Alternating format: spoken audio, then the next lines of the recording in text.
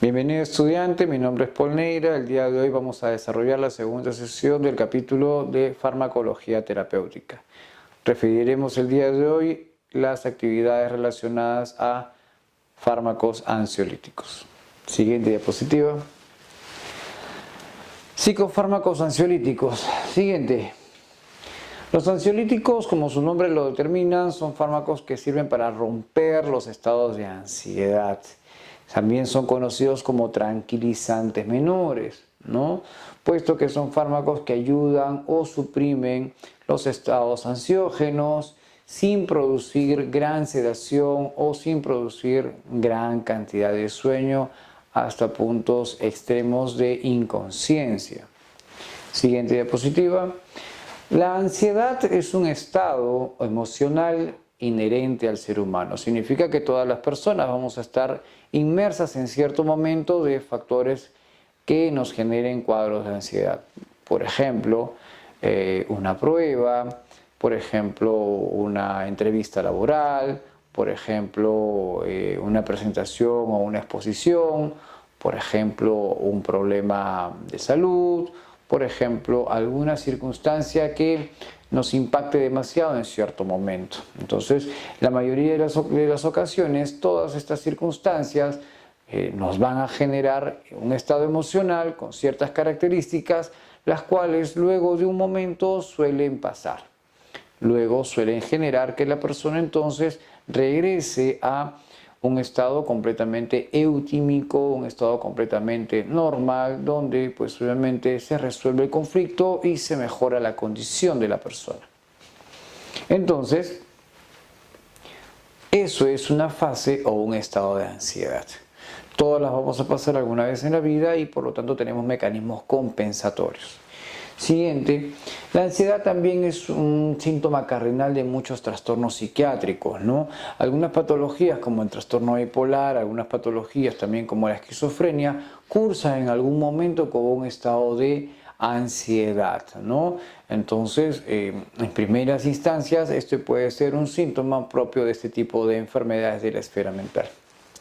Siguiente diapositiva. En la mayoría de las ocasiones la ansiedad puede ser controlada por la misma persona, como reitero.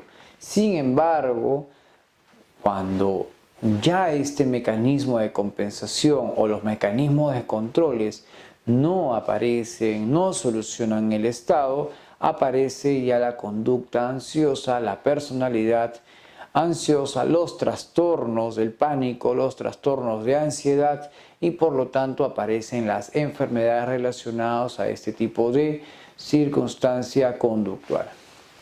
Siguiente diapositiva.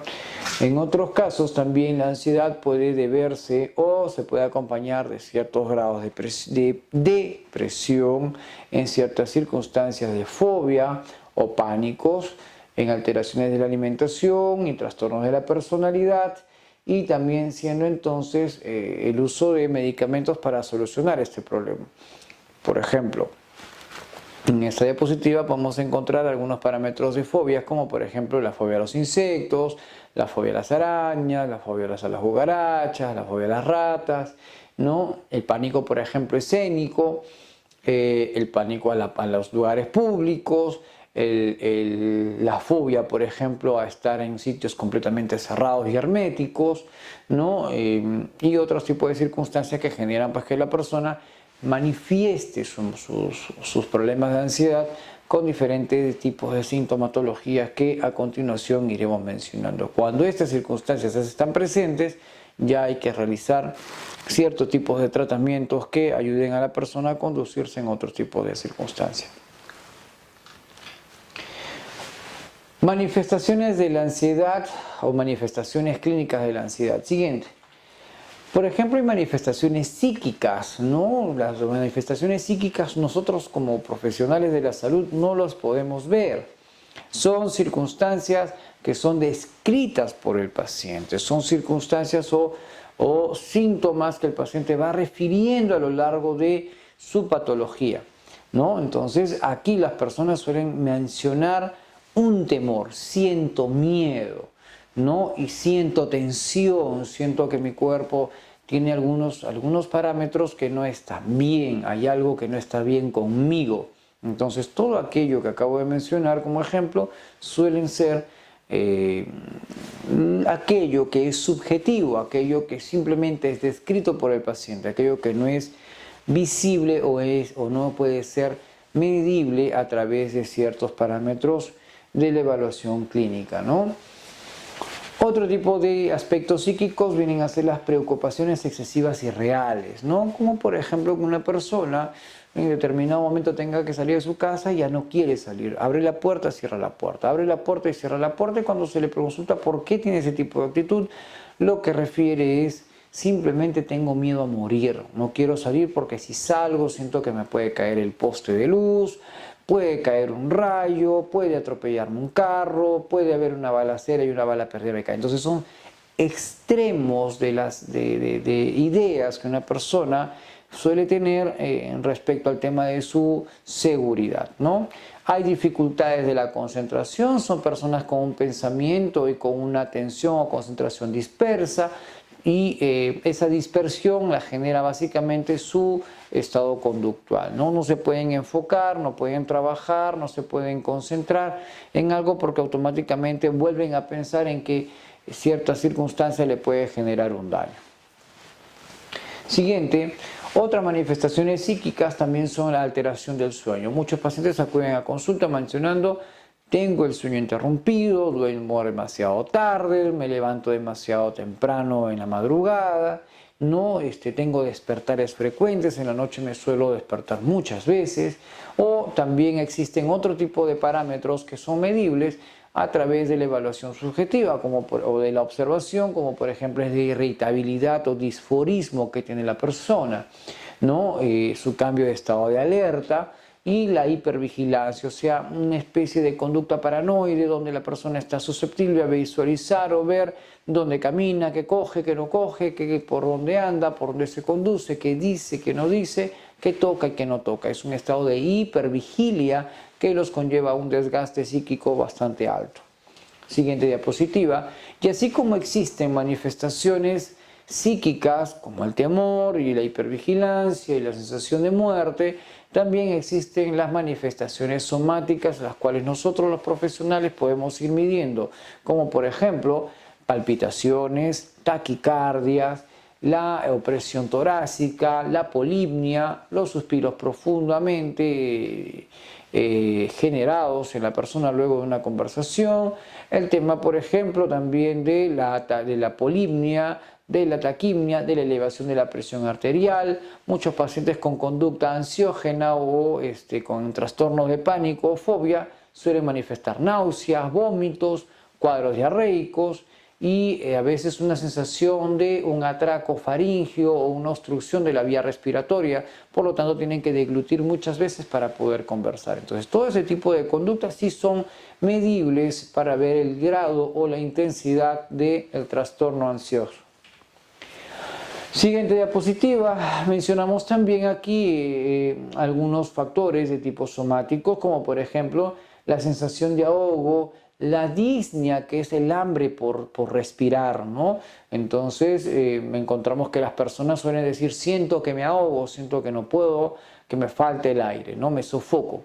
Otro tipo de trastornos son los geniturinarios con la misión imperiosa, la poliuria, la polaquiuria y el tenesmo, que a veces es también confundido con las infecciones de tracto urinario, sobre todo en menores de edad y sobre todo en mujeres adultas, ¿no? Entonces hay personas que agarran y tienen una conducta de ir constantemente al baño y puede esto ser un falso cuadro de infecciones de vías urinarias o vías renales, y más bien es toda una conducta ansiógena la que genera que el paciente relaje esfínteres de forma constante y pues obviamente tenga este tipo de manifestaciones que son fácilmente medibles. Siguiente diapositiva. A nivel neurológico nosotros vamos a encontrar temblores finos en las manos, temblores finos en el cuerpo, ¿no? Sensación de piernas inquietas de forma constante, de movimientos voluntarios repetitivos, mareos, ¿no? Porque esto está asociado a lo que se llama labirintitis, que también es una conducta o un diagnóstico propio intermedio de los trastornos de ansiedad. El vértigo, que por el contrario al mareo significa dar vueltas alrededor de las cosas, ¿no? Las cefaleas tensionales por la excesiva preocupación, la parestesia, el sudor, ¿no? Y la hiperestesia, que significa sentir dolores aberrantes en el cuerpo, ¿no? Entonces, todo ese tipo de situaciones son parte justamente de la evaluación clínica por aspecto neurológico de tipo somático en el trastorno de ansiedad. Y otro tema que también está dentro del cuadro somático son la sintomatología de tipo muscular, la debilidad, la hipertonía y también las mialgias, ¿no? Las personas suelen decir me siento contracturado, y es verdad, o sea, el trastorno de ansiedad genera pues obviamente que la persona pueda generarse contracturas musculares a nivel de la columna. Entonces son asiduos frecuentes de asistir a consulta por lumbalgias, por cervicalgias, por dorsalgias, que no tienen un origen orgánico, sino más bien un origen conductual. A veces algunas personas también dicen o suelen manifestar que tienen una sensación de ardor urente, como si lo hubiesen frotado el ají por una hora en la piel, y esto genera una sensación de ardor. Esto simplemente es un aspecto de tipo neurálgico. Siguiente diapositiva. Hablemos de principales ansiolíticos ahora. Siguiente.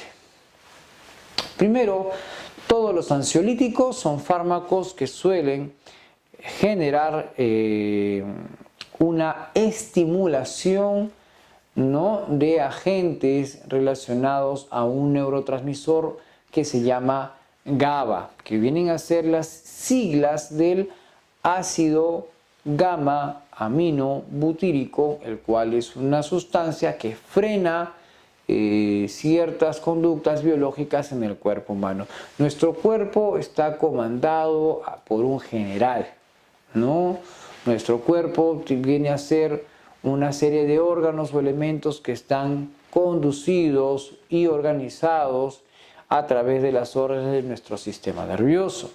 Nuestro sistema nervioso a su vez está manejado por una red neuronal, y esta red neuronal a su vez está manejado por sustancias químicas conocidas como neurotransmisores. Estas sustancias químicas son varias, y una de ellas vienen a ser los ácidos gamma aminobutíricos, conocido como GABA. Cuando yo debo utilizar un ansiolítico, lo que hago es incrementar la actividad de este tipo de neurotransmisor, o sea, aumento los niveles del GABA. Aumentando los niveles del GABA, entonces lo que yo tengo es una supresión del estado de ansiedad, una ruptura de la conducta ansiógena. Por eso es que estos fármacos se les conoce con el nombre de ansiolíticos. Líticos, destrucción, y obviamente la palabra ansio viene a ser el trastorno de ansiedad. Siguiente diapositiva. Estas sustancias químicas conocidas como ansiolíticos reciben el nombre de benzodiazepinas, y obviamente las benzodiazepinas poseen 5 efectos terapéuticos fundamentales. Siguiente. ¿Cuáles son estos efectos terapéuticos? Siguiente. Primero, son ansiolíticos, las benzodiazepinas rompen la ansiedad. Segundo, son sedantes, producen el sueño. Tercero, son anticonvulsivantes, o sea, pueden favorecer el control o propiedad para manejar las convulsiones. Cuarto, vienen a ser hipnóticos, o sea, hacen perder el estado de conciencia. Y 5, también funciona como relajantes musculares o miorelajantes. Entonces, estas vienen a ser las 5 funciones que suelen tener, o 5 propiedades que suelen tener los ansiolíticos. Siguiente diapositiva. ¿No? Entonces, como ustedes pueden ver, las benzodiazepinas tienen un gran margen, un gran campo de acción. Esto ayuda a que los pacientes puedan no solamente tratar sus problemas psicógenos, sino también sus trastornos de tipo conductual o incluso patologías de tipo psiquiátricas. Siguiente diapositiva. Hablemos ahora de la clasificación de los principales y la farmacodinámica de los principales ansiolíticos. Siguiente diapositiva. Hablemos entonces de que este tipo de fármacos se miden o se evalúan según su tiempo de vida media, ¿no?, en el cuerpo humano. Entonces, hay ansiolíticos de acción corta, hay ansiolíticos de acción intermedia, o también ansiolíticos de acción prolongada, ¿no? Entonces, estas tres formas de poder clasificar a los ansiolíticos determinan la categoría donde se agrupan los fármacos según este siguiente cuadro que voy a mostrar. Siguiente. Por ejemplo, los medicamentos ansiolíticos de acción corta son aquellos que actúan durante un periodo menor a 6 horas. Aquí vamos a encontrar, por ejemplo, dentro de los más conocidos, al Zolpidem, al Midazolam, a la Zopiclona, al Ventazepam y al Clothiazepam, ¿no? Estos son los fármacos con actividad ansiolítica y con actividad hipnótica. Siguiente diapositiva. Cuando hablamos de fármacos ansiolíticos de tiempo de vida intermedia, nos referimos a aquellos medicamentos que pueden actuar en un periodo de entre 6 y 24 horas. Aquí, por ejemplo, en el grupo de ansiolíticos encontramos al Alprazolam, encontramos al Oxazepam, al Bromazepam. En el lado de los hipnóticos encontramos al Lorazepam, al Nitrazepam y como anticonvulsivante encontramos al Clobazam. Siguiente diapositiva. Continuamos con el cuadro mencionando que los fármacos ansiolíticos de acción prolongada son aquellos que tienen un tiempo de vida media mayor a 24 horas. Significa que se administran una sola vez al día y el efecto puede continuar por más de 12 horas sin ningún problema. Entonces volvemos a ver la clasificación. A nivel ansiolítico encontramos al diazepam, al clordiazepóxido, que es un muy buen relajante muscular, y al pinazepam. Por otro lado, dentro del grupo de los hipnóticos podemos utilizar al flurazepam, que en Perú no hay, lo encontramos en Estados Unidos con mucha frecuencia, el Ketazolam, que sí hay en Perú, y también encontramos como anticonvulsivantes al mismo diazepam y al mismo clonazepam, ¿no? Entonces, en el caso del diazepam, tiene acción ansiolítica, como ustedes pueden ver en el cuadro, y también acción anticonvulsivante. Es un fármaco de emergencia para los cuadros de convulsión. Y cuando hablamos del clonazepam, hacemos referencia directamente a aquellos cuadros convulsivos por consumo de drogas, ¿no? En aquellas personas entonces que dejan las drogas y de repente pasan por periodo de abstinencia o síndrome de abstinencia, este medicamento, el clonazepam, sirve justamente para evitar las convulsiones postsindrómicas, ¿no? Siguiente diapositiva. El Zolpidem, la Zopiclona y la Buspirona son ansiolíticos no benzodiazepínicos. Entonces esto es algo que ustedes deben tomar en cuenta. Zolpidem, Zopiclona son ansiolíticos no benzodiazepínicos. No pertenecen a este grupo farmacológico. Son medicamentos independientes. ¿Cuál es el mecanismo de acción del GABA? ¿No? Básicamente, como mencionamos, son estimulantes de la producción del ácido gamma aminobutírico, o sea, estimulantes del GABA. Lo que hace, pues obviamente, el estímulo del GABA es suprimir, ¿no? Suprimir o bloquear los efectos ansiógenos. Siguiente diapositiva. ¿No? Al producir, pues obviamente su mecanismo de acción, lo que hacemos visiblemente es producir una ansiolisis, romper el estado de ansiedad, generar sedación y llevar al sistema nervioso central a un estado de supresión, de inhibición o de desaceleración. Siguiente diapositiva. ¿Qué es el GABA y cómo actúa? Es la pregunta que ustedes pueden apreciar en la diapositiva. Siguiente. El GABA, como ustedes ven en la imagen y como mencioné diapositivas atrás, viene a ser una sustancia conocida